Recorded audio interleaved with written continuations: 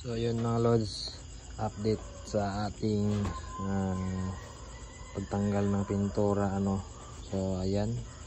So kakatapos lang natin magtanggal ng pintura mga lods, na-painting mo ba natin to.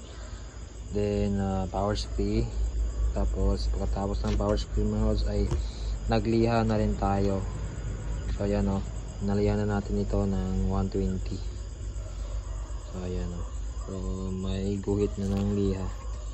So kailangan talaga natin siya liyain mga lods para dumikit dito yung primer.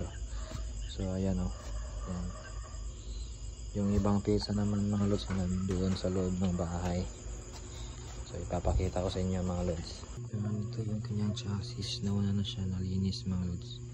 So ayan, kailangan natin patayuin bago tayo mag primer para tumikit yung primer natin dito mga lods, para mas makapit. So ayan yung kalawang. So gamitin natin yan ng thinner bago tayo pala mag primer. So punasan muna natin to ng thinner. Ayan, nalihan na pala natin to mga lods. So ayan, so may guhit na rin yan ng liha. So ayan, ibang parts nya dito sa karton. So yan yung spray gun natin nandito, nakabalot ng trapo mga lods para hindi siya marumihan yung cover nya. Yan dyan sa taas. So ginawa natin talayan ng cover yung kisame mga lods. Yan yung upuan nya. Ayan, nakaubos pala tayo dito ng 6 na paint remover mga lods. So yan, 6 na paint remover. So yung isa hindi naman naubos.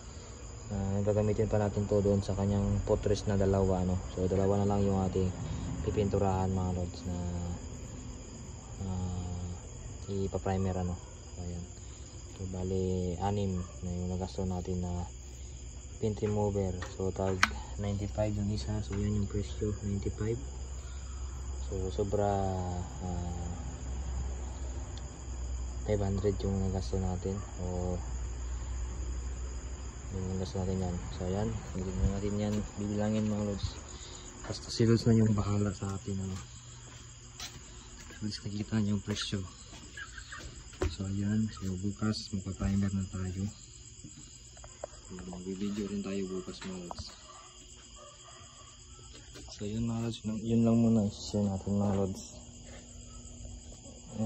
Bye bye, I'd say palagi.